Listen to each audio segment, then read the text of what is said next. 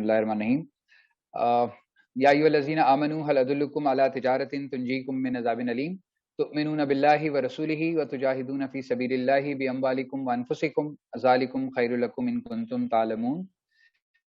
ऐ लोगो जो ईमान लाए हो, मैं ना बता दूं तुम्हें वो तिजारत जो तुम्हें अज़ाब अलीम से बचा ले।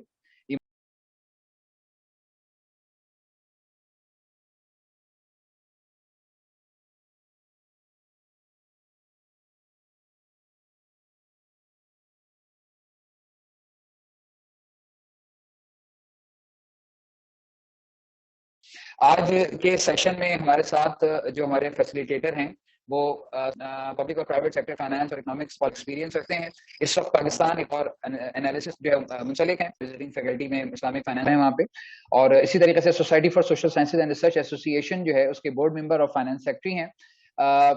मैं गुजारिश करूंगा क्योंकि वक्त हमारे पास कम है, और दूसरी गुजारिश ये भी होगी कि ये तकरीबन 40 मिनट का सेशन होता है, तो जैसे ये अगर बिलफर्ज सेशन खत्म नहीं होगा और हमें जरूरत होगी तो आपका जो व्हाट्सएप ग्रुप है उस पर आप भी ऑनलाइन रहिएगा, तो वहां पे नया इंशाल्लाह जो भी कह लें उसका लिंक है वो वहां पे हम शेयर कर लेंगे। तो मैं गुजारिश करूंगा सैयद मोहम्मद फारूक साहब से कि वो अब अपने सेशन को बाकायदा शुरू करें, प्लीज। सबसे पहले मैं डॉक्टर मारूफ बिन रऊफ साहब, डॉक्टर निदा और तमाम पार्टिसिपेंट्स इन सब का शुक्रगुजार हूँ कि इस अहम मौजू पे इन्होंने बात करने का मौका दिया। और आज हम इधर जो बैठे हुए हैं यहाँ पे हम इसके ऊपर मुख्तलिफ ज़ावियों से अपनी ज़कात कैलकुलेशन को देखेंगे, क्योंकि जिस तरीके से नमाज और हज के मामलात हैं, नमाज भी अंदाजे पे नहीं पढ़ी जा सकती, हज अंदाजे पे नहीं किया जा सकता, इसीलिए ज़कात भी अंदाजे पे नहीं दी जा सकती। तो ये एक अहम मसला है जिससे जो है हमारे माल की पाकीज़गी का भी मसला है, हमारी इबादत का भी मसला है, हमारे ईमान का भी मसला है। और एज अ इकनॉमिक्स अगर मैं बात करूँ तो ये एक वेलफेयर स्टेट का भी हमें मसला है, माजरत है। अच्छा, असल में हम यहाँ पे ज़कात के मसारिफ के ऊपर बात करने नहीं बैठे, हम यहाँ पे ज़कात किसको देनी है और कौन देने वाला है, कौन लेने वाला है, उसके क्या साहिब इस्तात कौन है, इन सब चीज़ों पे हम बात नहीं करेंगे। हम बेसिकली, क्योंकि हम अकाउंटेंट लोग हैं, जैसे डॉक्टर साहब ने तारुफ कराया था कि बेसिकली हम लोग इकोनॉमिक्स और फाइनेंस से ताल्लुक़ रखते हैं, और हमारी सोसाइटी जो है इसकी रिसर्च के ऊपर काम करती है। जिस तरीके से हम दीगर मामलात को देख रहे होते हैं, इसके अंदर अदाद शुमार के अंदर इस्लाम में भी काफ़ी सारी चीज़ें हैं, जिसमें 3 ऐसे शोबेजात हैं जिसको हमने बड़ा फोकस करा है, और इसकी कैलकुलेशन के ऊपर हम कोशिश करते हैं सालाना बुनियादों पे कई अवेयरनेस सेशन हो, जिसमें एक ज़कात है, वरासत का इशू है। वरासत में भी ये कतई तौर पे हमारा मकसद नहीं होता है किसको देनी है, क्या करना है, क्या कितना, मगर ये कि उसकी सही कैलकुलेशन जो एज अ अकाउंटेंट या इकोनॉमिक्स जो है आपको सही नंबर्स के ऊपर बात की जा सकती हो, ठीक है। इसी हिसाब से आपका प्रोविडेंट फंड है। तो इसमें आज हम जो बात कर रहे हैं ज़कात के ऊपर बात कर रहे हैं, इसको हम स्टार्ट कर रहे हैं। बिस्मिल्लाहिर्रहमानिर्रहीम।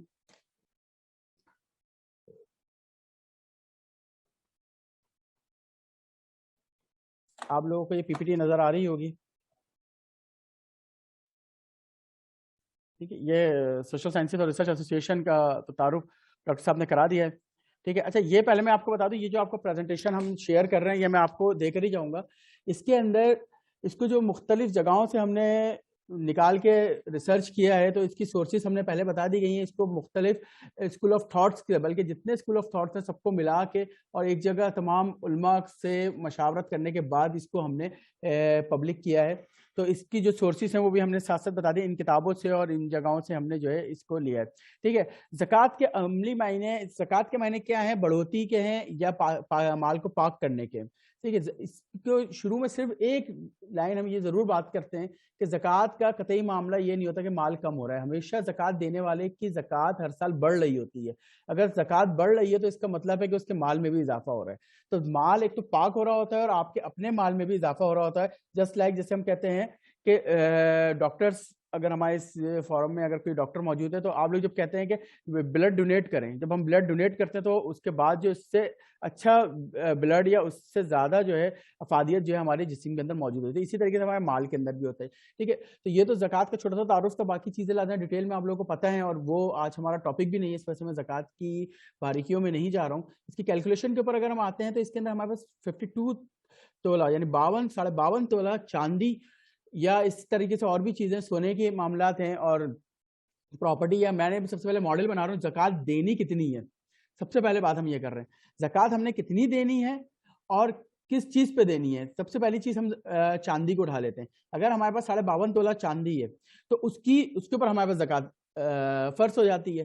اچھا اب کیونکہ ہم شہری علاقوں میں رہتے ہیں تو اس کو بہت آسان کرنے کے لیے, ویسے تو اس کا پورا ٹریک ریکارڈ میں نے دے دیا ہے, مگر جیسے ہم جس کو لاسٹ میں آئیں گے تو جو ہائی لائٹ ہوا ہے اور بلو کلر میں, یہ 11 فروری 2023 ہو سکتا ہے, کچھ 5, 10, 20, 25 روپے ہی اوپر نیچے ہوئے ہوں گے. تو اس کے اندر اس کے 1,21,065 روپے, اگر اتنی مالیت کی آپ کے پاس چاندی موجود ہے یا اتنی مالیت کے آپ کے پاس کوئی اور اثاثہ موجود ہے تو آپ کو زکوٰۃ دینی ہے. یہ ذرا سی میں نے ایک بات اور ایڈ کر دی, اتنی مالیت کی کوئی اور چیز بھی. تو ہم نے چاندی کو تو ایک ماڈل بنایا ہے, مگر چاندی یا چاندی کے ایکویلنٹ یا سونے کے ایکویلنٹ اگر چیز آپ کے پاس موجود ہے تو ہم جو ہے صاحب نصاب میں آ جاتے ہیں. تو پہلی چیز یہ ہے کہ ہم نے ایک بریک لائن بنا لی, 1,21,065 روپے اگر ہمارے پاس موجود ہیں یا اتنی مالیت کا کوئی بھی ایسٹ ہمارے پاس موجود ہے تو ہم نے زکوٰۃ دینی ہے. ٹھیک ہے. اچھا زکوٰۃ دینی کس نے ہے؟ ہر بالغ مسلمان بالغ مرد اور عورت کو جس کے پاس 52.5 تولہ چاندی, 7.5 تولہ سونا یا اس کے برابر مالیت کے اثاثے موجود ہیں تو وہ صاحب نصاب میں آتا ہے. صحیح ہے. تو عموماً ہم شہری آبادی میں رہتے ہیں, ہمارے پاس اتنے ریسورسز نہیں ہوتے, اتنے ایسٹس نہیں ہوتے, کیش ہی موجود ہوتا ہے, سیونگز موجود ہوتی ہیں, سیونگ سرٹیفکیٹس ہوتے ہیں, اس طرح کی چیزیں ہوتی ہیں. تو اس لیے ہم نے ایک نمبر نکال لیا ہے, 1,21,065 روپے اگر ہمارے پاس موجود ہیں تو ہم نے زکوٰۃ دینی ہے, چاہے وہ چاندی کی شیپ میں ہو, سونے کی شیپ میں ہو, یا کسی پراپرٹی کی شیپ میں ہو, یا کسی بھی شکل میں ہو سکتے ہیں, کیش کی شکل میں بھی ہو سکتے ہیں. مگر یہ دینا شروع کب سے کرنا ہے؟ پہلی چیز ہم نے کلیئر کر لی کہ 1,21,065 روپے ہر بالغ مرد اور عورت کو دینا ہے, اور دینا کب سے ہے اس کے اوپر ہم ذرا سی بات کر لیتے ہیں, پھر ہم ساری چیزوں کو اپنی ایک ایک کر کے ڈسکس کرنا شروع کر لیتے ہیں. ٹھیک ہے. سب سے پہلے ہمیں اپنی قمری تاریخ کا یعنی چاند کی تاریخ کا تعین کرنا ہے. ہم نے اس میں کیلنڈر ایئر انگلش ایئر کو نہیں لینا ہے, کیونکہ ہم ایک اسی طریقے سے ایک پریزنٹیشن ہو رہی تھی ہماری ہاؤزری ایسوسی ایشن کے ساتھ, گارمنٹس کے کچھ لوگ بیٹھے ہوئے تھے. تو ہاؤزری گارمنٹس والوں کے ساتھ سب سے بڑا پرابلم یہ ہوا کہ انہوں نے اپنے فکسچر ایئرز کے اوپر جو ان کا اکاؤنٹنگ کا سال یا فائنینشیل ایئر جو کلوز ہوتا تھا اس کے اوپر وہ بیچارے زکوٰۃ دیتے تھے. کئی ایسے فیکٹری کے مالکان تھے جو زکوٰۃ تو دے رہے تھے مگر ان کی زکوٰۃ ہر سال قمری ایئر میں کچھ دن کم یا زیادہ ہو جاتے ہیں, اور کیلنڈر ایئر میں وہ دن اس طریقے سے ان کے 30 اور 31 دن ہوتے ہیں, ہمارے پاس 29 کا اور 30 کا چاند کا معاملہ ہوتا ہے. تو اس وجہ سے کافی بڑا ایک ڈفرینس آ گیا. تو لازمات ہے کہ جتنے دن کا گیپ آ رہا ہے وہ دن آپ کے اوپر زکوٰۃ قضا ہوئی ہے, تو انہوں نے پھر وہ زکوٰۃ ادا بھی کری اور اس کی پوری ہم نے پھر اکاؤنٹنگ بھی کر کے ان لوگوں کو دی.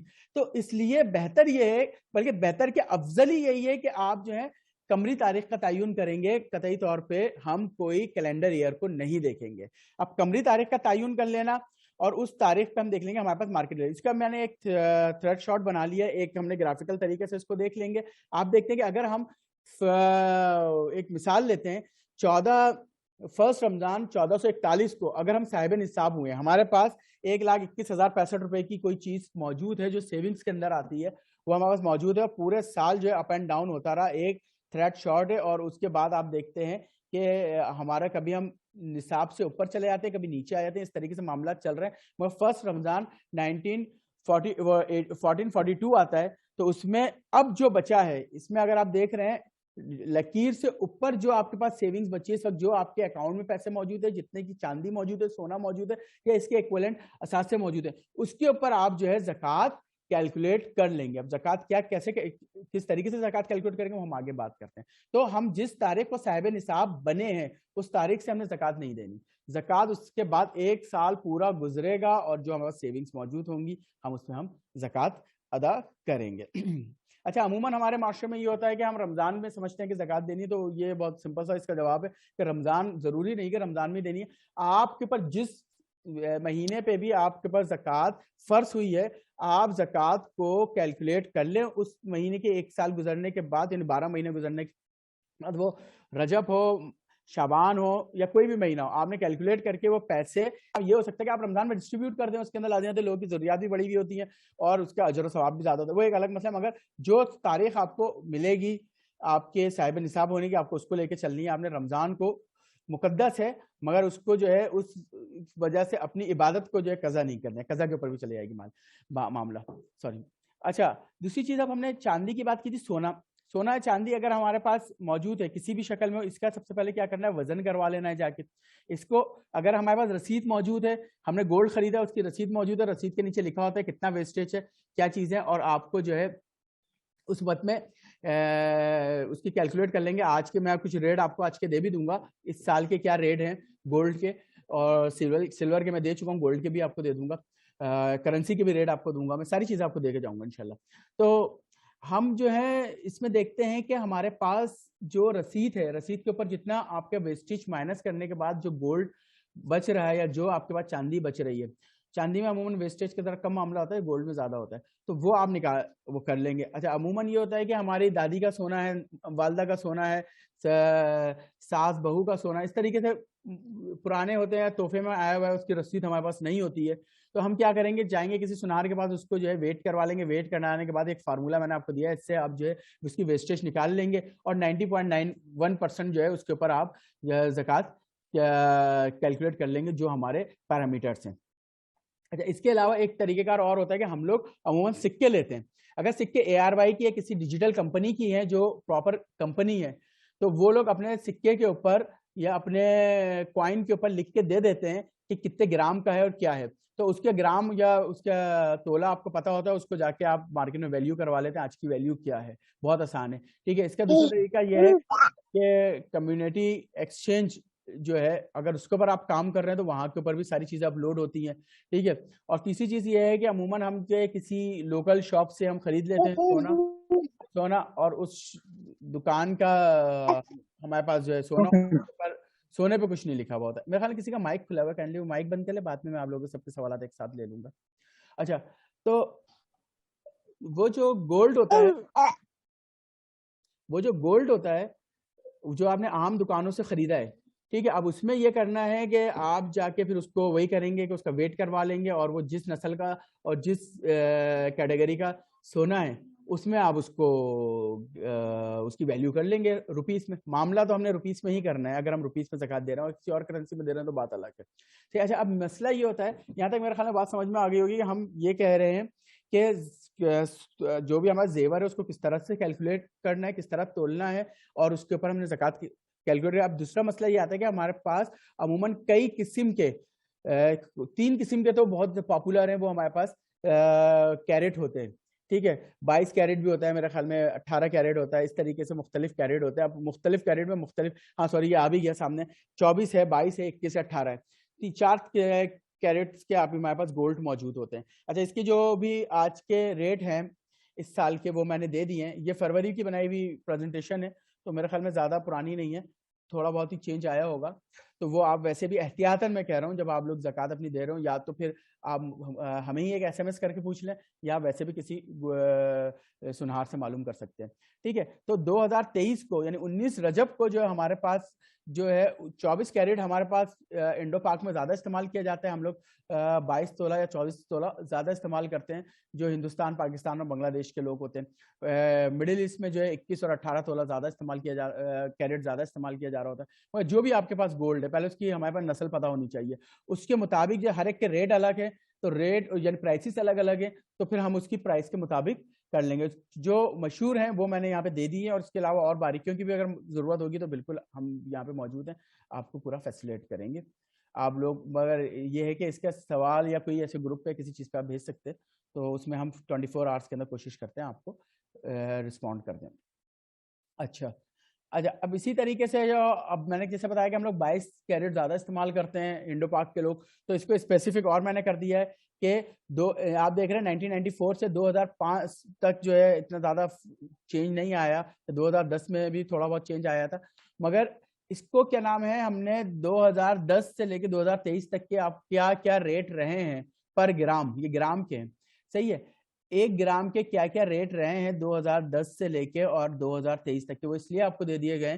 اگر خدا نہ خواستہ ہماری کسی سال زکوٰۃ کیلکولیٹ ہونے سے رہ گئی ہے یا قضا ہو گئی ہے. اس سال کی آپ نے 2014 کی آج زکوٰۃ دینی بالکل دے سکتے ہیں. وہ جس طرح نماز قضا ادا کی جاتی ہے اس طریقے سے زکوٰۃ کی بھی قضا ادا کی جا سکتی ہے. یا ہمارے اس پریزنٹیشن کے بعد کوئی چیز ایسی ذہن میں آتی ہے کہ اس وجوہات کی وجہ میں زکوٰۃ تو دے رہا تھا, جیسے میں نے ہوزری والوں کا بتایا, ہوزری گارمنٹس والے انہوں نے اسی طریقے سے ایک پروگرام کے بعد اندازہ کرا کہ ان کے زکوٰۃ جو ہے کیونکہ دن میں چینجز آ رہی ہے, وہ فائنینشیل ایئرس پہ چل رہے تھے, ہم قمری ایئرس کی بات کر رہے تھے, تو اس وجہ سے ان کی زکوٰۃ کے اندر اچھا خاصا فرق آ رہا تھا. یعنی اگر میں ایک محدود اندازے میں 10 لاکھ سے اوپر کا جو ہے فرق ایک کمپنی کا تو میں نے نکالا تھا.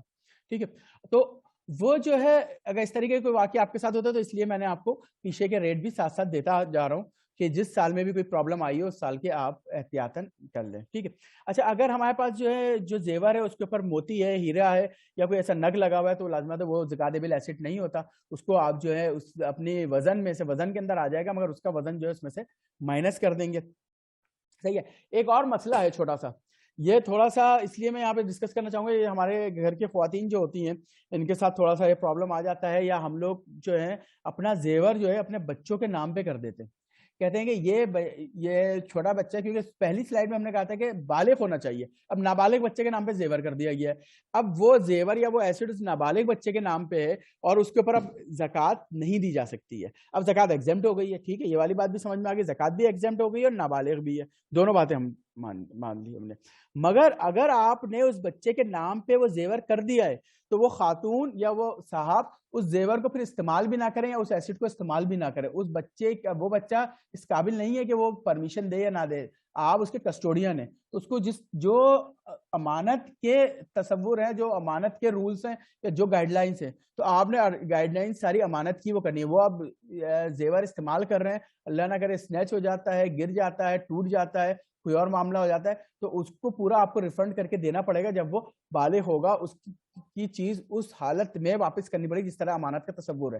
تو اس لیے بہتر یہ ہے اگر صرف زکوٰۃ سے بچنے کے لیے بچے کے نام پہ کر رہے ہیں یا نابالغ کے نام پہ کر رہے ہیں تو اس چیز کو اگنور کریں. اور یہ بالکل کلیئر ہے کہ زکوٰۃ دینے سے ہمیشہ جو بندہ زکوٰۃ دے رہا ہے, ہم میں سے سب جو لوگ بھی زکوٰۃ دے رہے ہیں اور جو دینے کا ارادہ رکھتے ہیں, وہ ہم خود محسوس کرتے ہیں ہر سال ہماری زکوٰۃ میں اضافہ ضرور ہوتا ہے. مہنگائی کہاں پہنچ رہی ہے مگر زکوٰۃ کم نہیں ہو رہی ہے ہماری. تو اس کا مطلب ہے کہ ہمارے مالی معاملات بھی بڑھ رہے ہیں, بڑھوتری کی طرف جا رہے ہیں. ٹھیک ہے, اس یقین کے ساتھ معاملہ ہونے چاہیے. اس کے ساتھ ہماری ایک اور ورکشاپس ہوتی ہے زکوٰۃ بیس اکنامی کے اوپر, تو وہ بھی بہت شاندار ہوتی ہے. اس کا بالکل یہ تو ہم کسی فرد گھرانے کی بات کر رہے ہیں جن ریاستوں میں زکوٰۃ کا صحیح استعمال ہے, وہ ریاستیں بھی خوشحال ہیں اور پورا اس کا تصور موجود ہے.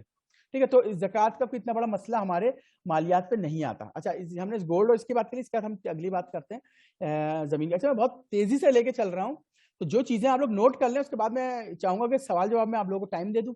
یہ سلائڈس میں آپ کو چھوڑ کے ہی جاؤں گا آپ کے پاس, اس کے بعد بھی آپ لوگ جو ہے ای میلز کے ذریعے یا کسی جو بھی سورس آف کمیونیکیشن ہوگا اس کے ذریعے آپ لوگ جو ہے رابطہ کر سکتے ہیں, تاکہ چیزیں ٹاپک مکمل ہو جائے اور چیزیں تو معاملات چلتے رہیں گے. ٹھیک ہے. اچھا, یہ زمین, فلیٹ, مکان جو بھی ہیں چیزیں, اب اس کی جو ہے اس کے اوپر کس طرح سے زکوٰۃ دینی ہے.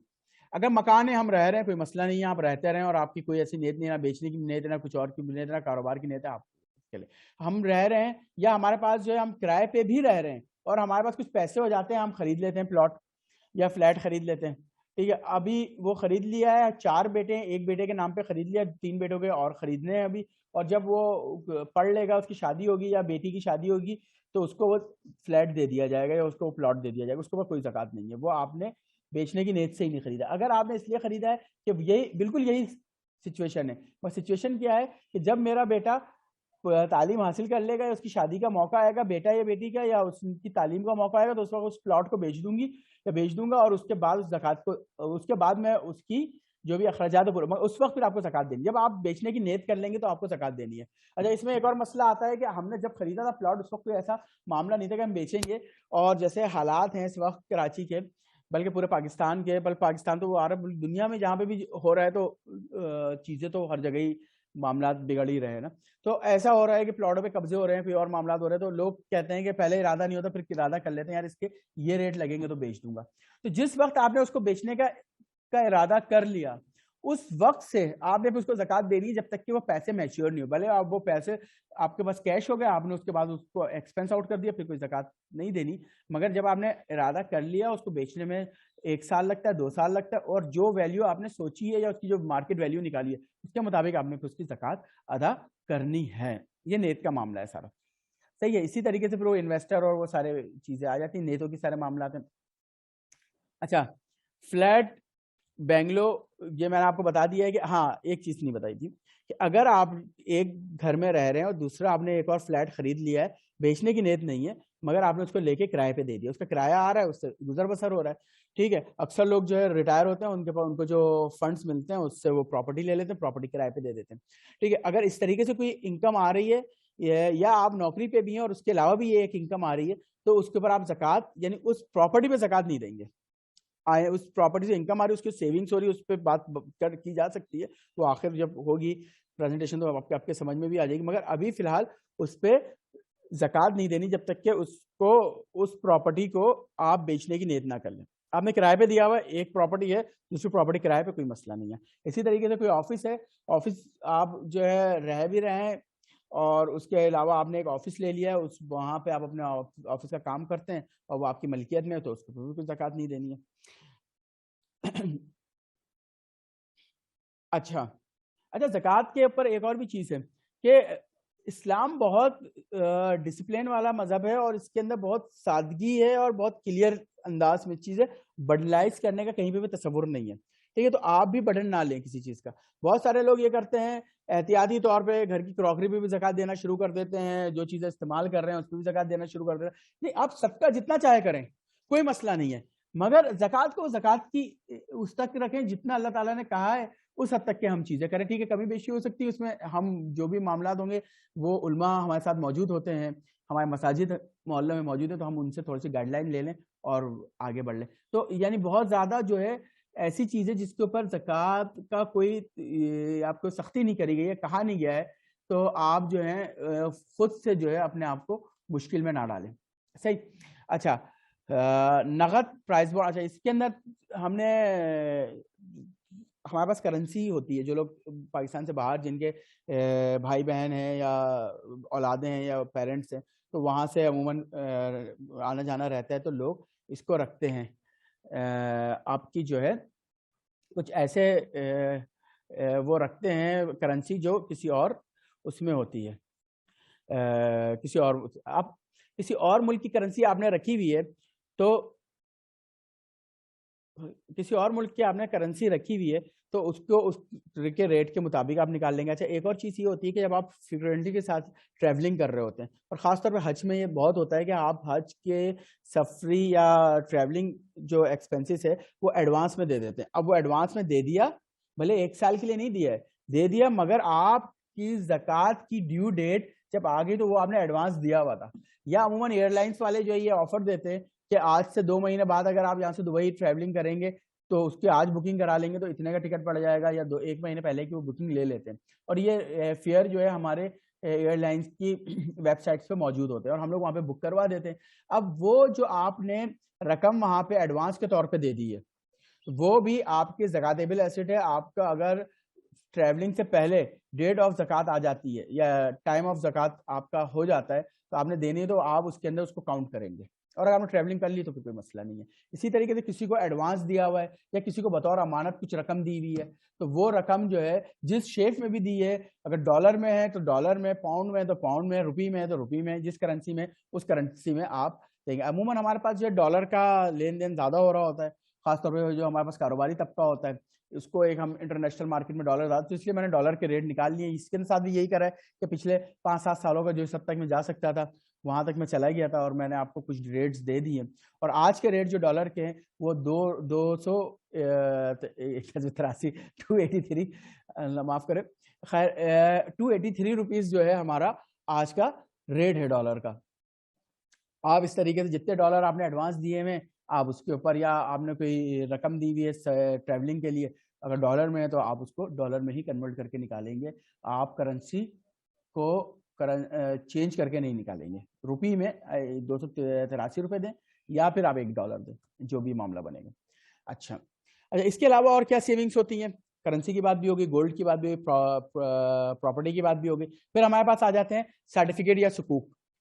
صحیح ہے, یہ اسلامک سرٹیفکیٹس ہیں, اس وجہ سے اتنا زیادہ اس کے اوپر بات کرنے کی ضرورت نہیں ہے. اچھا خیر, اسلامک اور نان اسلامک پہ بھی ہم بات نہیں کر رہے, تو مگر یہ ہے کہ کیا نام ہے, اسلامک میں کیونکہ اس کے فتویٰ موجود ہیں, علماء اس کو ذرا سا ریکگنائز کر لیتے ہیں, تو ٹھیک ہے, ہم بھی کہتے ہیں چلیں ٹھیک ہے. اور جس حد تک کہ ہماری اکنامی ہے اس کو مینٹین ہو رہی ہے اور اسلامک بینکنگ پروموٹ ہو رہی ہے, تو اس میں میرے خیال میں صحیح ہے, چلو ٹھیک ہے. اسلامک وہ ہے تو یہ آپ کا منافع تو جائز ہے, کیونکہ زکوٰۃ ہمیشہ جائز آمدنی پہ دی جاتی ہے.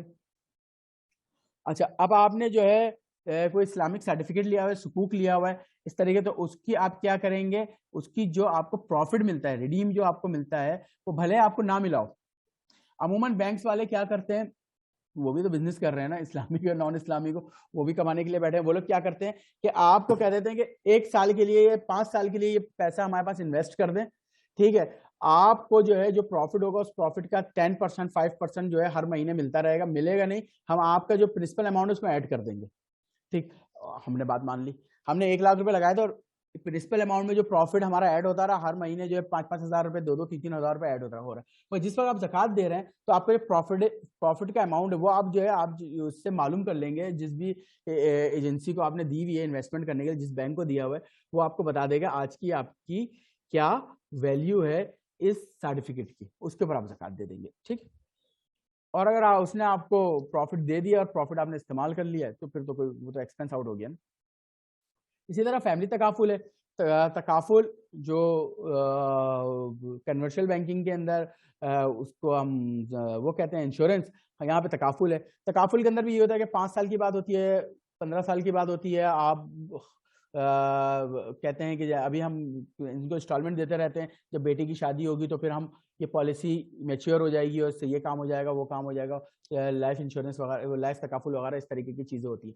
اگر یہ والی چیز ہے تو پھر آپ اس کی ویلیو معلوم کرتے رہیں گے اور زکوٰۃ دیتے رہیں گے, کیونکہ اس کا جو آپ نے 1 لاکھ روپے کا تکافل کرایا تھا, 50,000 روپے کا تکافل کرایا تھا, اب وہ 15 سال بعد کتنے کا ہو جائے گا, 15 لاکھ روپے کا ہو جائے گا. اس کو پیچھے کوئی میکینزم کام کر رہا ہے, تو وہ میکینزم کے اندر جانے کی ضرورت نہیں ہے. اس کے اندر آپ کو کتنا پروفٹ مل رہا ہے ہر مہینے اور وہ سالانہ کتنا بن جاتا ہے, وہ آپ معلوم کر لیں گے. اس کا سرٹیفکیٹ وہ ایک آپ کو بھیج دیتے ہیں, آپ بول دیتے ہیں زکوٰۃ پرپز کے لیے ہمیں چاہیے. اچھا, اس میں ایک اور چیز ہوتی ہے کہ ہم ایک ایسا تکافل بھی کراتے ہیں, وہ رسک فیکٹر کے اوپر ہوتا ہے کہ اگر خدا نہ خواستہ میں نے تکافل کرایا ہے اور میری گاڑی کا ایکسیڈنٹ ہو جاتا ہے تو وہ ریپیئر کروا کے دیں گے.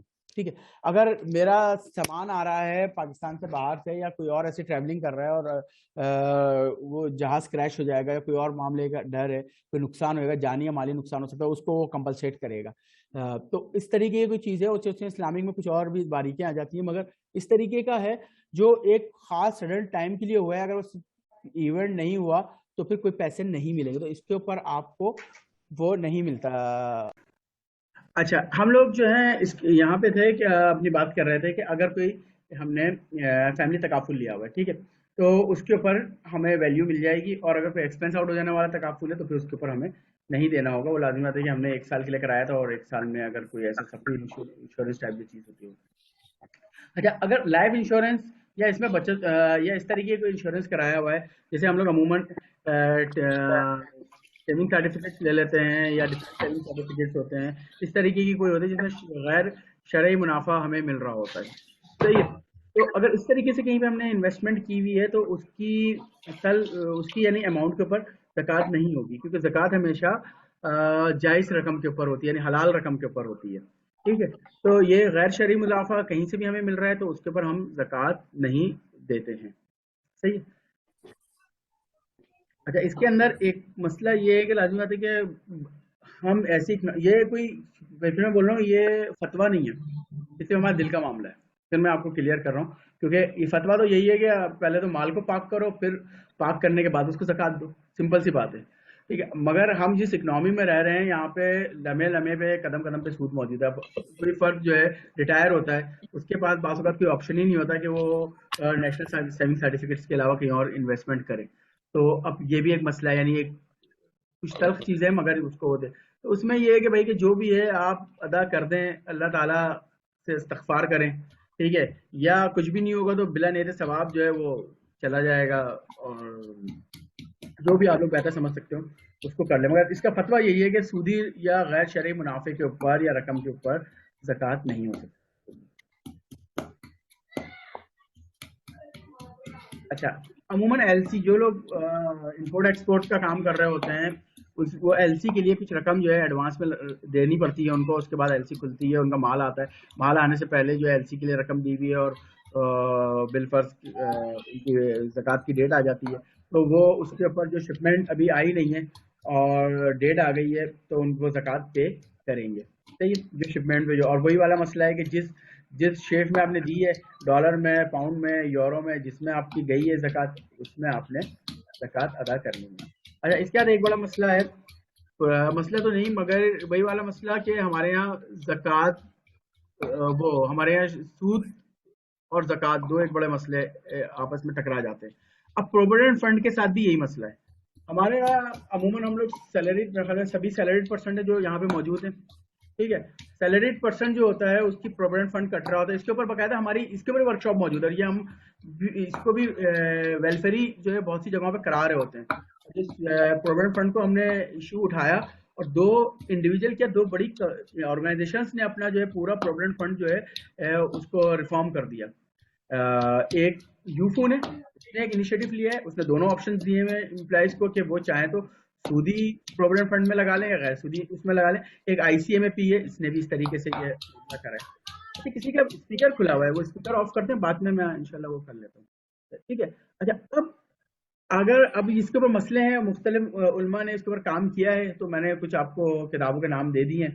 تو اور باقی اگر کبھی موقع ملا تو ہم سودی یا غیر سودی پروویڈنٹ فنڈ کے اوپر کبھی بات کریں گے. یہ بہت اہم مسئلہ ہے، ہماری ساری زندگی کی کمائی ہوتی ہے، ٹھیک ہے. اس کے بعد جو ہے وہ ریٹائرمنٹ پلان اسی کے اوپر ہمارا بن رہا ہوتا ہے اور اسی سے پھر ہمارے بچے بھی پرورش پا رہے ہوتے ہیں. تو اس کو اگنور نہیں کرنا چاہیے. پروویڈنٹ فنڈ ہمارا بالکل جائز جگہ پہ لگا ہونا چاہیے اور جائز آمدنی آنی چاہیے، کیونکہ ہماری حق حلال کی کمائی ہے. اچھا، اب بالفرض ہمارا پروویڈنٹ فنڈ ہے، ٹھیک ہے. اب پروویڈنٹ فنڈ کے اندر دو معاملات ہیں، ایک ہے کہ ٹرسٹ ہے، ایک میں ٹرسٹ نہیں ہے. اس کی اگر جو لوگ اس کی تھوڑی سی نالج نہیں رکھتے، میں ان کے لیے خالی میں بتا رہا ہوں کہ پروویڈنٹ فنڈ میں یہ ہوتا ہے امپلائر کہ اگر ہم کسی یونیورسٹی کے امپلائی ہیں اور ہم وہ مالکان ہیں اور ہم جو ہے ان کے ملازمین ہیں، کارکنان ہیں، تو ہماری تنخواہ میں سے کچھ فنڈ ڈیڈکٹ کرتے ہیں اور کچھ وہ اپنے پاس سے ملاتے ہیں، دونوں کو مکس کر کے اور وہ کہیں انویسٹ کر دیتے ہیں. اچھا، وہ انویسٹمنٹ جو کرتے ہیں وہ اپنی مرضی سے نہیں کرتے، وہ امپلائیز کو اعتماد میں لیتے ہیں اور ایک ٹرسٹ بناتے ہیں، ٹرسٹ کے حوالے کر دیتے ہیں، ٹرسٹ اس کو کہیں انویسٹ کر دیتی ہے. اچھا، اس سے جو پروفٹ آتا ہے اس پروفٹ کو آپ کے پروویڈنٹ فنڈ میں ایڈ کر دیا جاتا ہے. اس سے جو ہے اگر ہم دونوں نے، امپلائی اور امپلائر نے، میں نے 30 روپے نکالے تھے اپنی تنخواہ میں سے اور یونیورسٹی نے جو 70 روپے ملائے تھے، 100 روپے انویسٹ کرے گئے تھے اور اس کا پروفٹ جو ٹرسٹ نے ہمیں کما کے دیا 170 روپے ہو گیا، ٹھیک ہے. تو اس طریقے سے ہمارا پروویڈنٹ فنڈ بڑھ رہا ہوتا ہے گریجولی. جب ہم ریٹائر ہوتے ہیں تو ہمیں بڑھ کے مل جاتا ہے. تو اس طریقے کا اگر کوئی ٹرسٹ بنی ہوئی ہے اور ہماری نالج سے بنی ہوئی ہے، ہمیں پتا ہے اور ہم جو ہے اپنا وہاں سے ریٹ نکال سکتے ہیں آج ہمارا فنڈ میں کتنا پروفٹ آ چکا ہے، ٹھیک ہے. تو اس کے اوپر ہم کیا کریں گے، کیلکولیٹ کر لیں گے، اس کا ایک سرٹیفکیٹ لے لیں گے. وہ آپ کا جو بھی فائنینس ڈپارٹمنٹ ہے وہ آپ کو آرام سے دے دیتا ہے، اس کو پتا ہوتا ہے آپ کس مقصد کے لیے مانگ رہے ہیں. تو وہ آپ کا ٹرسٹ کا سرٹیفکیٹ جو ہے اس کے مطابق آپ زکوٰۃ دے دیں گے. اچھا، ایک دوسری ہوتی ہے کہ اب ہم کسی بڑی آرگنائزیشن میں نہیں ہے، کسی پبلک سیکٹر میں نہیں ہے، ہم کسی سیٹیا کمپنی میں یا ایسی کمپنی میں جو پروویڈنٹ فنڈ تو رکھتے ہیں مگر کوئی اختیار نہیں دیتا. وہ کہتے ہیں کہ ٹھیک ہے، وہ میں خود لگا دوں گا، کر لوں گا، کچھ ہوگا تو دے دیا جائے گا. نہیں، یعنی کوئی مبہم ہے، ساری کوئی ٹرسٹ ورس کا تصور نہیں ہے، ٹھیک ہے. اور کچھ آپ کو پتا بھی نہیں ہے آپ کو ریٹائرمنٹ کے بعد یا 10 سال بعد کتنے پیسے ملیں گے، ٹھیک ہے. اب جب آپ کو ملیں گے اور اگر وہ آپ نے سیونگز کری تو پھر جب آپ اس پہ زکوٰۃ دیجیے گا. سیونگز کری جب آپ کو ملیں گے اس کے بعد بھی 1 سال تک آپ نے یعنی 1 سال سے گزارنا ہے اس کو، وہ تھریڈ شارٹ جو بنایا ہوا تھا، اس کے بعد پھر آپ نے دینا ہے. اگر ٹرسٹ نہیں ہے آپ کو ڈائریکٹ ریٹائرمنٹ کے وقت وہ پیسے میں دیے گئے، ٹھیک ہے. تو اور اس کے بعد اگر آپ نے اس کو کسی سیونگس میں لگا دیا ہے تو پھر آپ زکوٰۃ دے دیجیے گا. اور اگر ایسا کچھ نہیں ہے اور انہوں نے کچھ آپ کو ٹرسٹ نہیں بنا رہے اور بعد میں دیں گے تو آپ ابھی زکوٰۃ نہیں دیں گے، پہلے والے جو کیس ہے اس کے اوپر آپ زکوٰۃ دیں گے. تیسری چیز یہ ہوتی ہے ہم جب ریٹائر ہوتے ہیں تو ہمیں 2 چیزیں اور بینیفٹس ملتے ہیں. ایک ہوتا ہے ہمارا گریجویٹی اور دوسری چیز ہوتی ہے ہماری پینشن فنڈ، ٹھیک ہے. کبھی پینشن ہمیں یہ ہوتا ہے کہ آدھی پینشن دے دی جاتی ہے، آدھی پینشن گورنمنٹ یا سیمی گورنمنٹ آرگنائزیشن جو ہوتی ہیں وہ روک لیتی ہیں، وہ کہتی ہیں کہ آپ کو جب تک کہ آپ تاحیات جو ہے آپ کو ایک چھوٹی سی رقم پینشن کی مد میں دیتے رہیں گے. ٹھیک ہے, وہ آپ کا پینشن فنڈ تھوڑا سا روک لیتے ہیں اور اس کو ہی استعمال کرتے ہیں, اس سے آپ کی پینشن نکال رہے ہوتے ہیں اور کچھ پیسے آپ کو دے دیتے ہیں. ٹھیک ہے, اچھا وہ پینشن فنڈ جو ہے, اس پینشن فنڈ کے اوپر وہی جب آپ کو مل جائے گا, آپ نے سیونگز میں رکھ لیا, تو اس کے آئندہ آنے والے سالوں میں آپ زکات دیں گے, مگر پہلے یا اس وقت آپ کوئی زکات نہیں دیں گے. اسی طرح گریجویٹی ہے, وہ بھی آپ کو پتہ نہیں ہوتا آپ کی کتنی گریجویٹی بنے گی, اس کے اندر آپ کی چھٹیاں ہوتی ہیں, آپ نے لونز لیے ہوتے ہیں وہ کٹتے ہیں, یا کوئی اور آپ کا ایسا بونس وغیرہ ہوتا ہے, کچھ اپریسیشن کچھ آ جاتی ہے. تو یہ سب چیزیں جو مالکان ہوتے ہیں ان کے اپنے ہاتھ میں ہوتی ہیں. اس وجہ سے جب یہ آپ کو مل جاتی ہیں, اس کے بعد 1 سال گزرنے کے بعد آپ اس کے اوپر زکات دیتے ہیں. صحیح. اچھا, اب مینوفیکچرنگ کی طرف اگر ہم جائیں تو خام مال ہے, ادھورا مال ہے, تیار شدہ مال ہے, ایسے کچھ مال آپ کے پاس پڑا ہوا ہے جس کی صرف کیلکولیشن آپ سمجھ لیں. سامان تجارت ہے, اب وہ خریدا کب گیا ہے, 100 روپے کا خریدا گیا ہے, اب وہ فروخت جو ہوگا وہ آج اس کی ویلیو جو ہے 102 روپے, مگر اس کو فروخت کتنے میں کرنا ہے, 105 روپے میں. تو آپ جو زکات دیں گے وہ 105 روپے پہ دیں گے. صحیح, یعنی جو جس میں خریدا گیا ہے اس پہ نہیں دیکھیں گے, جو آج ویلیو ہے اس پہ بھی نہیں دیکھیں گے, جو آپ نے یعنی کاسٹ آف گڈ سولڈ نہیں دیکھیں گے, آپ دیکھیں گے کہ کتنے میں آپ بیچنے کی نیت رکھتے ہیں. وہی جو ہم نے پلاٹ پہ بات کی تھی, پلاٹ پہ میں نے یہ بولا تھا جب آپ اس پراپرٹی کو بیچنے کی نیت کر لیں گے اور کتنے کی بیچنی ہے تو اس کے اوپر آپ پھر آپ زکات دیں گے. ٹھیک. اچھا, اب ہمارے یہاں گھر میں خاص طور پہ خواتین اور باقی آفیسز وغیرہ میں بھی ہمارے حضرات بھی بچت کمیٹی جو ہے عموماً ایک تصور ہوتا ہے. ٹھیک, ہم بچت کمیٹی ڈالتے ہیں. اب اس میں یہ ہوتا ہے کہ ہم ہر مہینے ایک انسٹالمنٹ دیتے ہیں اور کچھ مہینوں کے بعد وہ انسٹالمنٹ جو ہے پوری ہمیں ایک بڑی رقم میں واپس مل جاتی ہے, یا ہمیں مل جاتی ہے تو ہم اس سے اپنی ضروریات پوری کر لیتے ہیں. اچھا, اس میں دو مسئلے آتے ہیں. ایک یہ ہے کہ آپ کی 22 یا 24 2 سال میں 24 مہینے ہو گئے, چلیں ہم آسان کر لیتے ہیں, 2 سال کی ہم نے کمیٹی ڈال دی. 2 سال کی کمیٹی ہے, 24 انسٹالمنٹ دینی ہے, 3 انسٹالمنٹ دی, ہماری کمیٹی اوپن ہو گئی اور 2 لاکھ روپے ہمیں مل گئے, یا 2,40,000 روپے ہمیں مل گئے. ابھی ہم نے کیا کرنا ہے, باقی انسٹالمنٹ پے کرنی ہے 2 سال تک.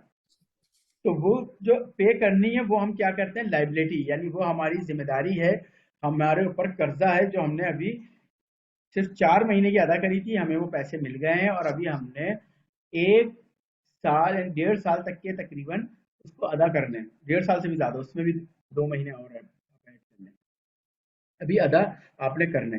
اگر ایسی کوئی صورتحال ہے تو پھر آپ جو ہے اس پہ زکات نہیں دیں گے, بلکہ وہ آپ کی زکات میں سے منا ہو جائے گی جو رقم آپ نے لائبلٹی سے. وہ ہم آخری سلائڈ کے اوپر اس پہ بات کریں گے, اس کو یہ لائبلٹی والی بات کو یہاں پہ روک لیں.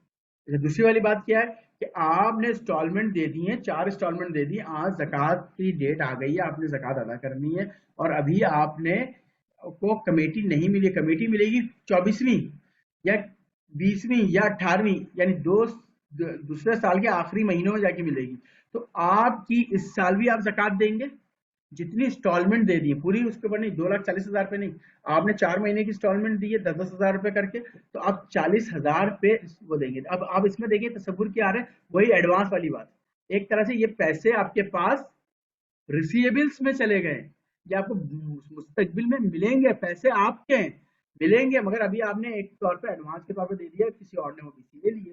تو یہ ایک پیبل اور ریسیویبلس کا تصور ہے. اگر ہم اس کو اکاؤنٹنگ ٹرمینالوجیز میں نہیں سمجھنا چاہ رہے تو یہ کہ جو جہاں آپ نے ادائیگی کر دی ہے اور ابھی آپ کو پیسے نہیں ملے, تو جتنی ادائیگی کر دی ہے اتنی کمیٹی کے اوپر آپ زکات دیں گے. اور اگر آپ کے پاس زکات اگر کمیٹی کھل گئی ہے تو جتنی آپ کے پاس لائبلٹی موجود ہے, اگر 1,40,000 کی یا 1,60,000 کی بنتی ہے نا, تو 1,60,000 1,80,000 روپے آپ کے اوپر لائبلٹی ہے, ابھی آپ نے وہ ادا کرنی ہے, تو اس پہ زکات نہیں دیں گے, زکات میں سے وہ اماؤنٹ بلکہ مائنس ہی کریں گے. صحیح ہے. کاروبار میں شراکت داری, اگر ہم نے کہیں پہ عموماً ہم نوکری کر رہے ہوتے ہیں, کسی کاروبار میں شراکت داری یا پھر کوئی کاروبار چلتا ہوا ہے, اس میں ہم نے کوئی پرسنٹ شیئر بن گیا, ہم 25% کے شیئر ہولڈر ہیں, 20% کے, 50%, 40% کے, یا کچھ شیئرس ہم خرید لیتے ہیں. اسٹاک مارکیٹ میں سے اگر آگے ہم بس ڈسکس کریں گے, اس کے بعد میں کوشش کروں گا اپنی چیز کو وائنڈ اپ ہی کر لوں, کیونکہ اس کے اندر بھی اور بھی بہت آگے ہم جا سکتے ہیں, مگر وہ چیزیں جو ہماری ڈیلی روٹین کے اندر ہیں اس چیز میں ہم بات کریں گے. ٹھیک ہے, کیونکہ مینوفیکچرنگ انڈسٹری کی پھر الگ بات ہو سکتی ہے, سروسز انڈسٹری کی الگ بات ہو سکتی ہے, پھر جو لوگوں کی سیونگس ہیں, پھر لوگوں کو وراثت میں چیزیں ملی ہیں, بہت ساری چیزیں, مگر یہ ہے کہ جو جرنلی جو چیز چل رہی ہوتی ہے اس کے اوپر ابھی ہم نے آج بات کر لی. ٹھیک. اب یہ شراکت داری میں ہم نے کسی کاروبار میں شراکت داری جتنے فیصد کے ہم شراکت دار ہیں اس میں جو ان کے زکاتیبل ایسٹس ہیں، یعنی جو مینوفیکچرنگ میں جو ایسٹ استعمال ہو رہے ہیں اس پہ تو آپ زکات نہیں دیں گے. صحیح ہے. جو بزنس کے کو بڑھوتری دینے کے لیے جو چیزیں استعمال ہو رہی ہیں، جو بزنس کی سیونگس میں ہے اس پہ آپ زکات دیں گے لازمی بات ہے. تو جو اس میں بھی اگر 1,00,000 روپے اگر بزنس کے اندر زکات آ رہی ہے، اس میں اگر آپ 40% کے حصے دار ہیں تو آپ 40,000 پہ زکات دیں گے. اچھا. اگر یہ تو ہو گئی اوور آل کے ایک پوری بزنس میں ہم نے انویسٹمنٹ کر دی اور آپ کاروبار کے سلیپنگ پارٹنر یا ایکٹیو پارٹنر بنے ہوئے. ٹھیک. اور دوسرا یہ ہو گیا کہ ہم لوگ عموماً شوقیہ طور پہ بھی اور ویسے بھی تھوڑے بہت پیسے ہوتے ہیں. خیر یہاں پہ سب اساتذہ ہیں، صبح صبح آ کے آپ لوگ کلاسوں میں چلے جاتے ہیں. اب جاب وغیرہ کے جو لوگ ہوتے ہیں کارپوریٹ میں تو عموماً یہ ہوتا ہے کہ صبح چائے کا ٹائم ہوتا ہے، اس سے پہلے لوگ لیپ ٹاپ پہ لگے ہوتے ہیں، آج مارکیٹ کیا چل رہی ہے کیا نہیں چل رہی ہے، یہ ہو رہا ہے وہ رہا ہے. تو ایسے ہی شغل میں یا تھوڑی سی سیونگ ہے اس کو اسٹاک مارکیٹ میں ہم ڈال دیتے ہیں، مختلف شیئرس وغیرہ خرید لیتے ہیں، حصص وغیرہ خرید لیتے ہیں. ٹھیک ہے. اب وہ لازمی بات ہے کہ اس کے اوپر آپ کو کچھ پروفٹ بھی مل جاتا ہے، اس کو ہم ڈیویڈینڈ کہتے ہیں اس پروفٹ کو. ٹھیک ہے. اب آپ کے پاس آپ نے کچھ شیئر لے لیا ہے، اس کے اوپر ڈیویڈینڈ مل رہا ہے، کیا اس کی سب کے ریٹ جو ہے آپ کو اسٹاک مارکیٹ کی ویب سائٹ پہ مل جاتے ہیں، آپ وہاں سے اس کے ریٹ نکال لیں. ٹھیک ہے. اور وہ آپ اس کے اوپر زکات دے دیں گے. صحیح ہے. اچھا. اب اس کے اندر یہ ہے کہ اگر آپ شیئرز ساری خرید، جو میں نے پہلی سچویشن بتائی والی سچویشن تو پوائنٹ نمبر 1 پہ. ٹھیک ہے. اور دوسرے پوائنٹ پہ یہ والی بات ہے کہ ہم شیئرز اتنے خرید لیں کہ اس کے بورڈ آف ڈائریکٹر کا حصہ بن جائیں، ہمارے پاس اتنے شیئرز ہوں کہ اس کمپنی کے فیصلوں میں ہم شامل ہوں. ٹھیک ہے. اب اس کمپنی کے پروفٹ لاس کے اوپر چیزوں کے اوپر ہمارے جیسے میں نے لکھا نا، اس کے آپ کے پاس پورا اختیار اور معلومات ہو. اب آپ کے پاس کمپنی کی پورے اختیار بھی ہیں، آپ ڈیسیجنز بھی لے رہے ہیں اور آپ کے پاس معلومات بھی پوری ہے. تو آپ پوری اس کی زکاتیبل ایسٹس نکال کے اس کمپنی کے، اور اس میں پہلے آپ کے جتنے بھی حصص لیے ہوئے آپ نے لازمی ہے کہ یہ میری بات سے جو تھوڑا سا کامرس بیک گراؤنڈ رکھتے فوراً سمجھ جائیں گے کہ میں 51% یا اس سے ابو کی بات کر رہا ہوں اس میں. ٹھیک ہے. اگر آپ کا 51% شیئر ہے یا 49% بھی ہے تو آپ پوائنٹ نمبر 1 پہ آئیں گے. صحیح ہے. اور اگر 50 ہے جب بھی کوئی مسئلہ نہیں، 51 ہو گیا تو اس کا مطلب ہے کہ اب آپ جو ہے بورڈ میں جتنے لوگ ہیں اس میں آپ کی شمولیت ہو جائے گی بورڈ میں، کیونکہ آپ کے پاس 51% شیئر موجود ہے. اس سے اوپر جو بھی 80% ہو 90% ہو. آپ دیکھتے ہیں ماضی میں بڑے بڑے فیصلے جو ہے 1% شیئر کے اوپر ہوئے. ٹھیک ہے. خادم علی شاہ بخاری گروپ اتنا بڑا انویسٹمنٹ بینک تھا، انویسٹمنٹ گروپ تھا، بینک تھا ان کے پاس، یہ بینک اسلامی نے ٹیک اوور کر لیا تھا، صرف یہی اسی گیم سے کرا تھا. ٹھیک. اچھا. اب کیا ہوتا ہے کہ آپ نے جب آپ کے پاس اختیارات ہیں فیصلے کرنے کے، آپ کے پاس اختیارات ہیں اس کے جو پروڈکشن ہے اس کے اندر آپ حصہ لے رہے ہیں ساری چیزوں کے اندر، ایکسپینسز میں، انکم میں، تو آپ جو ہے اس کے زکاتیبل ایسٹس نکالیں گے اور پھر کسی کیلکولیٹ کر کے کسی عالم سے لازمی پوائنٹ نمبر 2 پہ کنسیڈر کر لینا، اس کا جو اوپینین ہوگا وہ زیادہ ویلڈ ہوگا. ٹھیک. اچھا.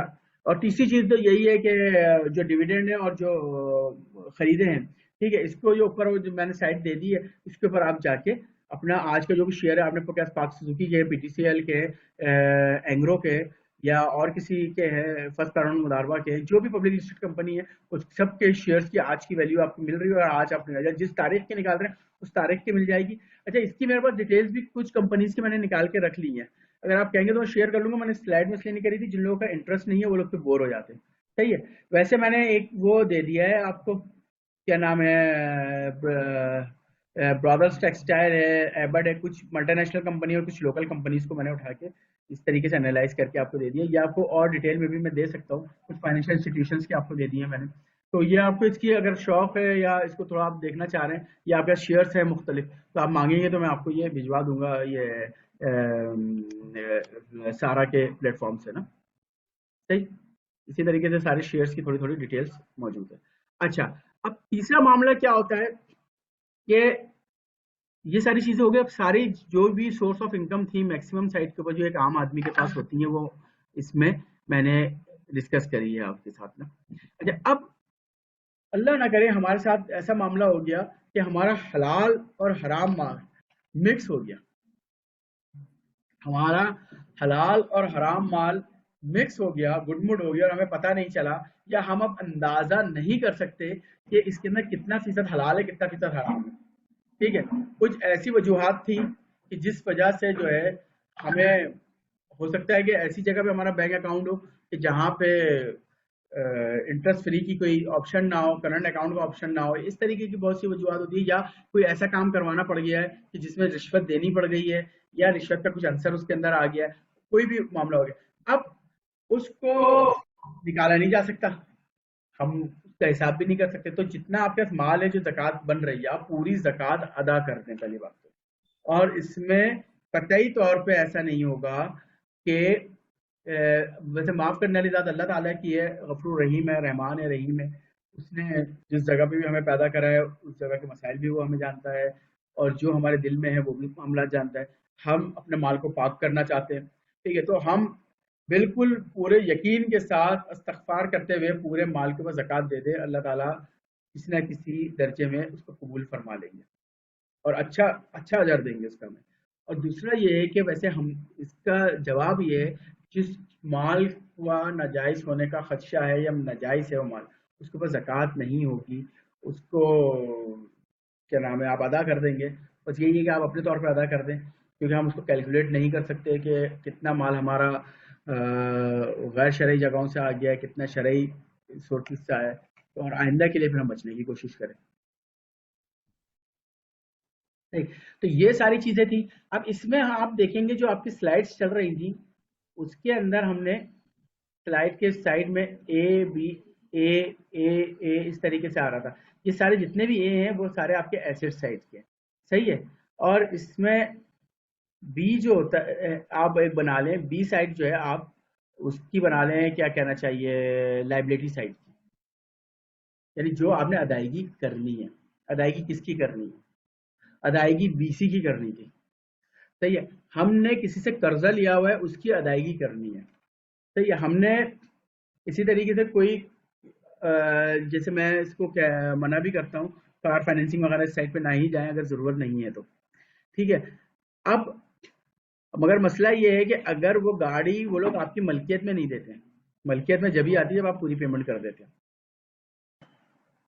اس میں یہ کہ بی سائٹ کے اوپر اے تو آپ کو بہت آسان ہے، ہم نے بنا کے دے دیا ہے. اب یہ تو آپ کے معاملات ہیں کہ آپ کے کہاں کہاں ہم نے قرض دینے ہیں. اچھا میں آپ کو بتا تھا کار فائنینسنگ کی، کار فائنینسنگ ہے اس طرح کی بڑی لیز ہوتی ہے، وہ پراپرٹی آپ کے نام پہ یا ایسٹ آپ کے نام پہ ٹرانسفر نہیں ہوتا ہے، اس وجہ سے وہ قرضے میں اس وقت تک نہیں آتا. آپ استعمال تو کر رہے ہوتے ہیں مگر بینک اپنے آپ کو بہت سیف سائٹ رکھتا ہے، ٹھیک. تو وہ معاملہ تو حل ہو گیا. مگر آپ نے بینک سے کوئی لون لیا ہوا ہے، آپ نے کسی دوست سے قرضہ لیا ہوا ہے، یا کسی کی ادائیگی کرنی ہے، بلز کی بھی اگر ادائیگی ہے، آج ہم نے زکوٰۃ دینی ہے، آج زکوٰۃ کی ڈیٹ ہے اور پچھلے 4 مہینوں کا بل آیا ہوا ہے وہ ہم نے ادا نہیں کرا، وہ آپ زکوٰۃ کی رقم میں سے مائنس کر دیں گے. آپ نے پچھلے 2 سال کے ٹیکسز ادا نہیں کرے، وہ آپ زکوٰۃ کی رقم میں سے مائنس کر دیں گے. آپ نے لوگوں کو تنخواہیں نہیں دی ہیں اور زکوٰۃ کی ڈیٹ آ گئی ہے، وہ رقم مائنس کر دیں گے. جو بھی ایسی رقم ہے کہ جو آپ کے زکوٰۃ ایسٹس میں آ رہی ہے مگر ابھی اس کی ادائیگی کرنی، اس کا مطلب ہے کہ وہ چیز آپ کی ہے ہی نہیں. دوسری سیدھی بات، وہ چیز آپ کی نہیں ہے تو آپ ان سب چیزوں کو اس میں سے مائنس کر دیں گے، ٹھیک ہے. جو پھر آپ اس کے بعد جو رقم نکلے گی، آپ یہ دیکھیں ایک بہت بڑا والیوم فراڈ، پراپرٹی، کرنسی، اس کی بات کر رہے تھے، اس میں سے آپ نے پھر لائبلٹیز مائنس کر دی، اے مائنس بی. اب جو رقم آئی اس رقم کا بھی آپ کیا کریں گے، 2.5% نکالیں گے، یعنی کچھ بھی نہیں بنے گا. آپ 1 لاکھ روپے پہ بھی آپ کیا 2,500 روپے آپ زکوٰۃ دیں گے، ٹھیک ہے. پھر آپ کا 2.5% نکالیں گے، 2.5% میں سے اچھا یہ جو بات ہو رہی ہے جو میں کہہ رہا ہوں کہ اے مائنس بی کرے، اے میں ساری پراپرٹی نہیں ہے آپ کی، زکوٰۃ ایسٹس ہیں سارے جو جس کو زکوٰۃ ڈیو ہے، اس میں سے بھی آپ بی منع کر رہے ہیں، پھر اس پہ بھی آپ 2.5% اپلائی کریں گے. 2.5% اپلائی کریں گے، اس کے بعد جو رقم آئے گی وہ آپ کوشش کریں جلد از جلد ادا کر دیں، ٹھیک ہے. آپ کسی سفر پہ جا رہے ہیں، ایک چیز تو یہ ہے کہ اس سال کی یہ ہوئی اور آپ نے ادا کر دی. اچھا اب آپ کو اندازہ ہے کہ میں جو ہوں سفر پہ جا رہا ہوں یا میں کچھ ایسے مسائل میں جا رہا ہوں کہ اگلے سال 12 مہینے نکل جائیں گے، یہ مشکل ہو جائے گی. تو آپ چاہیں تو اپنی پیشگی زکوٰۃ جو ہے وہ بھی ادا کر سکتے ہیں، مگر اس میں ایک مسئلہ یہ ہوگا، جب آپ کی زکوٰۃ کی ڈیو ہوگی، جیسے جس دن آپ زکوٰۃ کو کیلکولیٹ کرتے ہیں وہ تاریخ آپ کی آئے گی، تو آپ دیکھ لیں گے لازمی کہ اس میں ڈالر پہ اگر آپ نے زکوٰۃ دی ہے تو ڈالر کے ریٹ بڑے یا کم ہوئے ہوں گے، پیسے جو ہیں گولڈ پہ اوپر نیچے آئے ہوں گے، آپ کے کچھ ایسٹس آگے پہ، سب آپ نے اندازے پہ دیا ہے نا. اگلے سال کو تو آپ کو نہیں پتا کہ آپ کے ڈے اینڈ کے اوپر آپ کا کتنا پیسہ ہوگا، آپ نے اندازے پہ نکال دی، تو اس کو آپ ریکیلکولیٹ کر لیں گے. جو پیسے اگر آپ کے پاس کم ہیں زکوٰۃ میں، اس کو آپ مزید ادا کر دیں، اور جو آپ نے زیادہ ادا کر دی ہے تو وہ آپ کے اختیار ہے، آپ جو ہے اس کو اس کے اگلے سال میں شفٹ کر سکتے ہیں، اور اگر چاہیں تو اس کو پھر زکوٰۃ کی مد میں نہیں ہوں گے، وہ پھر صدقے کی مد میں چلے جائیں گے. صحیح، دو باتیں کلیئر ہوگی. تیسری بات یہ ہے کہ ہماری زکوٰۃ قضا ہو جاتی ہے. بعض اوقات ایسا ہوتا ہے کہ ہمیں پتہ ہی نہیں ہوتا کہ زکوٰۃ ہم صاحب نصاب میں آ گئے. صحیح، تو یہ پورا ایک الگ ٹاپک ہے، یہ علماء کرام اس کو بہت گفتگو کرتے ہیں اور بہت ڈیٹیل میں بات بھی کرتے ہیں، ہم ان سے بات کر سکتے ہیں اس کے حوالے سے. تو آپ پچھلے 3 سالوں سے، میں پچھلے 3 سالوں سے صاحب نصاب تھا مگر میں نے زکوٰۃ ادا نہیں کری. تو اب مگر یہ نہیں ہے کہ جو ادا نہیں کری تو میں گنہگار ہی رہوں گا، خیر اللہ تعالیٰ معاف کرنے والا ہے، ہم معافی مانگیں اس سے اور اس زکوٰۃ کی قضا ادا کرتے ہیں. صحیح، تو اس سے جو ہے ہماری زکوٰۃ ادا ہوتی ہے، ہمارا مال پاک ہوتا ہے، معاشرے میں خوشحالی آتی ہے. اور زکوٰۃ کی میں حدیث اور ان سب چیزوں میں تو نہیں گیا وقت کی کمی کی وجہ سے، مگر زکوٰۃ جو ہے کسی بھی قوم کی ترقی کے لیے بہت ہی بنیادی جز ہے. آپ دیکھیں کہ کوئی بھی حکومت آتی ہے، کوئی بھی دور آتا ہے تو وہ لوگ ایک نعرہ ضرور لگاتے ہیں، چاہے وہ مدینہ جیسی ریاست کا نعرہ ہو یا ویلفیئر اسٹیٹ کا نعرہ ہو یا کوئی بھی بات ہو. وہ ساری چیزیں کیا ہیں؟ ویلفیئر اسٹیٹ یہی تو ہے، زکوٰۃ بیس اکنامی تو ہے. اگر یہ زکوٰۃ صحیح سے ادا کر دی جائے اور لوگوں تک پہنچ جائے تو بالکل ایسا ہی ہے کہ ایک عورت اس دور میں بھی ایسا ہوگا، سونا لے کے جائے گی اور کوئی چھیننے والا نہیں ہوگا. ٹھیک ہے، اللہ تعالیٰ ہماری کوششوں کو قبول فرمائے اور ہماری زکوٰۃوں کو اور ہمارے ابھی رمضان ایسی دیگر عبادات کو قبول فرمائے، اور جو ہمارے والدین کے لیے اور آنے والی نسلوں کے لیے اس کو سب سے جاری اور اچھا جناب، بہت شکریہ آپ تمام لوگوں کی اس میں پارٹیسپیشن کا. اب کوشچن آنسر سیشن ہم کرتے ہیں، تو اس کے لیے طریقہ کار یہ ہوگا کہ آپ میں سے اگر کوئی سوال کرنا چاہ رہا ہے تو پلیز اپنا مائک جو ہے وہ اس کو انمیوٹ کر لے اور وہ سوال کر لے باری باری.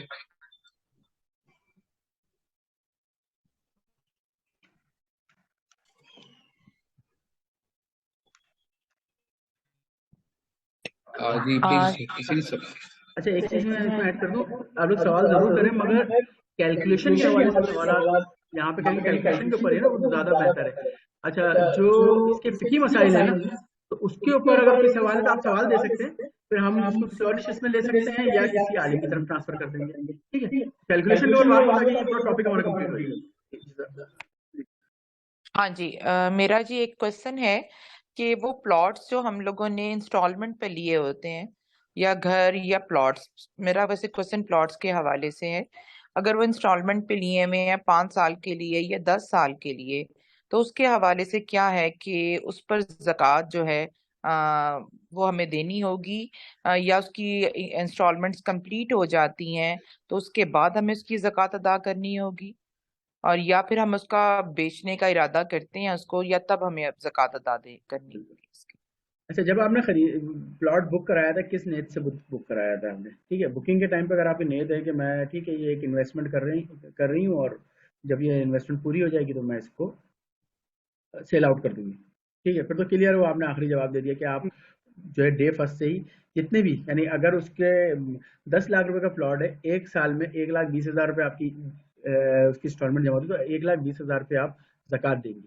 اچھا، اس میں پھر یہ دیکھنا پڑے گا 1,20,000 جو یہ تو ہم نے انسٹالمنٹ دی ہے نا 1,20,000، مگر اس کی ذرا سی مارکیٹ ویلیو بھی معلوم کر لیں. یہ بلڈرز خود بھی بتا دیتے ہیں یا جو وہ ہوتے ہیں ریئل اسٹیٹ والے جن کے پاس ہم بکنگ وغیرہ کراتے ہیں، جو نام یاد نہیں آ رہے ہیں لوگوں کا، تو یہ آپ کا جو لینڈ لارڈ ہوتا ہے یہ خود بھی بتا دیتا ہے کہ اس وقت آپ کی کیا ورتھ ہے نا. تو جو آپ کی ورتھ ہو، جتنی انسٹالمنٹ کی ورتھ کتنی ہے، ٹھیک ہے، پلاٹ کی کل قیمت پہ نہیں، 1,20,000 کی اس وقت کیا ورتھ ہو سکتا ہے کہ 2,40,000 کا ہوگا تو 2,40,000 پہ آپ وہ دیں گے. اچھا، اس کے علاوہ اگر آپ نے اپنی رہائش کرنی ہے تو بالکل آپ ابھی زکوٰۃ نہیں دیں گی. جب ہاں اب بیچ میں ایسا ارادہ بن گیا کہ 80% جب آپ نے انسٹالمنٹ دے دی اور آج سے 12 سال بعد آپ نے سوچا کہ اب میں اس کو بیچ دیتی ہوں کسی اور جگہ پہ, اچھا گھر بنا لیتی ہوں, یا وہ گنجائش سے بڑا چاہیے, وہ 120 گز کا ہمیں 240 گز کا چاہیے, تو جس وقت آپ ارادہ کر لیں گے تو اس کے بعد سے پھر آپ زکوٰۃ دینا شروع کر دیں گے. اوکے ٹھیک ہے, جناب. Thank you. ڈاکٹر انیلا مختار صاحبہ سے گزارش ہے وہ سوال کیجیے. Assalamu alaikum. First of all, I really appreciate this session. Muntazameen or plus presenter both are very appreciable. اچھا, میرا کوشچن جو ہے وہ ہے کہ میں حج کا ارادہ رکھتی ہوں اس سال, اور چونکہ اس کی حج اپلیکیشنز جو ہیں وہ آج کل جو ہے وہ بالکل ڈیو ہیں, اور وہ کسی وجہ سے جو ہے وہ پچھلے جب سے ڈیو ہوئی ہے اس کی ڈیٹ تب سے کسی وجہ سے جو ہے وہ رک رہا ہے. تو مین وائل جو ہے وہ چونکہ میں رمضان کے مہینے میں زکوٰۃ دیتی ہوں ہر دفعہ, تو میرا سال جو ہے وہ اس لحاظ سے ابھی رمضان کے مڈ تک جو ہے وہ میرا وہ سال پورا ہو جائے گا کہ جس میں میں زکوٰۃ دینا شروع کر دیتی ہوں. تو میں کل آخری تاریخ ہے, میں نے اب تک جتنی بھی چیزیں جتنا بھی اماؤنٹ جوڑ کے رکھا وہ میرے پاس تھا, مگر وہ اس میں میرے ڈیو ٹائم سے آپ سمجھ لیجیے پہلے یا شاید بالکل ایگزیکٹلی اس ٹائم کے اوپر وہ چلے جانا ہے, وہ ایپلیکیشن کے مد میں چلا جائے گا. ٹھیک ہے, وہ مجھ سے آج لیں کل لیں, وہ جیسے ہی انہوں نے مجھے کلیئرنس دینی ہے تو وہ چلا جائے گا. کل آخری ڈیٹ ہے تو ہوپ فلی کل میں جو ہے وہ چلا جائے گا. تو کیا اس صورت میں بھی میں زکوٰۃ اس اماؤنٹ کے اوپر دوں گی میں؟ تو یہ میرا ایک کوشچن ہے. تو اور دوسرا ابھی پہلے آپ نے کوشچن آنسر کیا وہ میرا آلریڈی آنسر ہو گیا, تو مجھے اس حوالے سے پوچھنا ہے. جزاک اللہ. اچھا, اس میں یہ ہے کہ آپ کیونکہ زکوٰۃ کی ڈیٹ آپ کی کب کی ہے, اگر زکوٰۃ کی ڈیٹ حج سے جب آپ چلی جائیں گی انشاءاللہ تو وہ پیسے تو کنزیوم یا ایکسپینس کا عجیب سا لفظ ہو, تو خیر ہم بہت بڑے مقصد کے لیے جا رہے ہیں, یعنی وہ پیسے استعمال ہو جائیں گے. اگر آپ وہ حج پہ روانگی یا اس کے استعمال کے بعد اگر اس کی ڈیٹ آ رہی ہے زکوٰۃ کی ڈیٹ آپ کی, جب تو آپ اس کو زکوٰۃ نہیں دیں گے. اور اگر آپ نے ابھی رمضان میں ہی زکوٰۃ دینی یعنی آج ہی زکوٰۃ دینی ہے اور کل آپ نے وہ پیسہ ایڈوانس کی شکل میں دینا, وہ آپ کا بھی ایکسپینس آؤٹ نہیں ہوا ہے, استعمال نہیں ہوا ہے, وہ ان کے پاس موجود ہے آپ کا پیسہ, تو آپ اس کو زکوٰۃ دیں گے جب تک کہ وہ پیسہ استعمال نہیں ہوا, چاہے حج کے حوالے سے ہو یا کسی اور ٹریولنگ کے حوالے سے ہو. ٹھیک ہے, تو اس کے اوپر زکوٰۃ دی جائے گی. اگر آپ کی زکوٰۃ, میں کہہ رہا ہوں زکوٰۃ کی ڈیٹ آپ کی کیا ہے, زکوٰۃ کی ڈیٹ حج میں استعمال ہونے والی رقم سے پہلے کی ہے تو پھر تو آپ زکوٰۃ دیں گے, اور اگر اس کے بعد آپ آ کے آپ زکوٰۃ نکالیں گے اپنی تو لازم ہے تو استعمال ہو چکی ہوگی. دس از اباؤٹ مطلب میرا خیال ہے کہ وہی جو آپ نے شروع میں عرض کیا تھا کہ بھائی آپ اپنے آپ کو کہیں کوئی ایک فلیکسیبل رکھتے ہیں, تو میں نے رمضان کا مہینہ رکھا ہوا ہے ہمیشہ, تو دس is about not the fix date always, مگر میں رمضان کے ہی دنوں میں سے کوئی ایک دن جو ہے وہ مطلب جس وقت مطلب مہلت ملی, جس وقت وہ ہوا, تو وہ بعض اوقات ہوتا ہے وہ 5 رمضان ہوتی ہے, کبھی وہ 10 رمضان ہوتی ہے, کبھی وہ 15 رمضان ہوتی ہے, اراؤنڈ مطلب اس طرح سے کہ میں رمضان کو میں نے ٹارگٹ کیا ہوتا ہے کہ مجھے اس میں جو ہے وہ دینا ہے. تو دس از مائی کنڈیشن رائٹ ناؤ. ہاں, تو پھر تو آپ کی زکوٰۃ اس کے اوپر بالکل لاگو ہوگی, اس کے اوپر زکوٰۃ میں. اوکے ٹھیک ہے, اس میں ہم جو ہے وہ وہی کیلکولیٹ کریں گے جو آپ کا سال بھر میں تھا میرے پاس, اس کے اوپر ہی ہم کریں گے, کیونکہ اس میں سے کچھ ہوگا جو کہ سال بھر میرے پاس تھا ہی نہیں, وہ پچھلے چند دنوں سے میرے پاس آیا ہے فار سپوز. یہ دیکھیں, ہاں آپ اگر میری شروع کی سلائڈس پہ چلے جائیں جہاں پہ تھریڈ شارٹ بنا ہوا ہے, صحیح ہے, اور اس کے ہم نے ای سی جی بھی نکال لیا ہے, اپ اینڈ ڈاؤن اس کے اوپر آ رہے ہیں نا پورے سال بھر. ٹھیک ہے, اب جس تاریخ کو آپ سیونگ حساب بنے گی, اپن کے پچھلے سال ہی سیونگ حساب بنی تھی, ٹھیک ہے, اس میں آپ نے اپ اینڈ ڈاؤن آپ کے ساتھ آتے رہے, اور آخر میں آج کے دن ہم سوچ رہے ہیں زکوٰۃ دیں گے, ٹھیک ہے. اب وہ اس زکوٰۃ کے لیے آپ کا جتنی سیونگس ادھر ادھر تھی وہ آپ نے ایک جگہ پہ کرنی ہے, یا جو بھی آپ کے پاس ریسورسز تھے آپ نے کہا میں حج کے لیے ہم کر لیں. مگر اب وہ اماؤنٹ جو ہے نا, جو آپ دیکھیں شارٹ جو ہے اس سے اوپر جتنی لکیر کے اوپر جو آ رہا ہے ایریا, اس میں جتنا اماؤنٹ آ رہا ہے وہ 1,00,000 روپے یا 10,00,000 روپے یا 10,000 روپے, اس کے اوپر جو ہے اپلائی ہو جائیں گے. اب یہ نہیں ہے کہ پورے سال بھر میں آپ کے پاس وہ سیونگ رہی ہو, اپ اینڈ ڈاؤن آتے رہے, مگر لاسٹ ڈیٹ میں آپ کے پاس کتنی سیونگس موجود ہیں زکوٰۃ کی ڈیٹ جس وقت آپ کیلکولیٹ کریں, کلوزنگ ڈیٹ جو آپ کہہ لیں. اچھا جی, اس میں سیشن ختم ہونے میں بھی تھوڑا سا ٹائم رہ گیا, میں گزارش کروں گا صباحت صاحبہ سے کہ وہ سوال کیجیے. جی السلام علیکم. تھوڑا لیٹ میں نے جوائن کیا, نیٹ کنیکٹیوٹی کا ایشو تھا. کافی سوال نکل چکے ہیں تو میرا خیال ہے کہ ہو سکتا ہے جو سوال میں کر رہی ہوں وہ بھی پوچھا جا چکا ہو. میرا سوال یہ ہے کہ جیسے ہم رینٹ پہ رہتے ہیں اور میرے جو ہسبینڈ ہیں وہ ریئل اسٹیٹ کا کام کرتے ہیں, تو ہم نے انویسٹمنٹ کے طور پہ کچھ پلاٹس خریدے ہوئے ہیں. تو دیکھیں ہمارا اپنا ذاتی ابھی گھر نہیں ہے. اچھا اب یہ ہے کہ اب اگر جسے ہم ان کو سیل کرنا چاہتے ہیں تو وہ کیونکہ آج کل یہ کاروبار جو ہے کافی یہ ڈاؤن جا رہا ہے, تو ہر پلاٹ پہ تقریباً 3-4 لاکھ کا ڈفرینس آ رہا ہے. یعنی ہم نے زیادہ قیمت میں خریدے تھے لیکن کم قیمت میں اب وہ سیل آؤٹ ہو رہے ہیں. تو میرا سوال یہ کہ ایک تو یہ کہ کیا ان پلاٹس پہ جو ہے وہ زکوٰۃ ہوگی, اور اگر ہوگی تو نئے ریٹس کے حساب سے ہوگی یا جتنے میں ہم نے خریدے تو؟ نہیں بالکل ایسا ہی ہے. ایک تو یہ کہ آپ کا گھر نہیں ہے, انشاءاللہ وہ گھر آپ کا ہو جائے گا اللہ نے چاہا تو جلد سے جلد. اور دوسرا یہ کہ پراپرٹی جو بھی ہو ہماری اپنی ملکیت میں کوئی چیز ہے یا نہیں ہے, مگر اگر ہم نے بیچنے کی نیت سے خریدی ہے تو ہم تو اس پہ زکوٰۃ دیں گے نا. اچھا اب وہی چیز مہنگے داموں خریدی تھی, آج اس کے ریٹ کم ہو گئے, تو آج کی جو مارکیٹ ویلیو ہے وہ تو لازم آپ کے تو گھر میں ہی موجود ہیں, یا آپ بتا دیں گے کہ آج کی کیا ریٹ ہے, یا پھر آپ اس کا مارکیٹ ویلیو نکال لیں.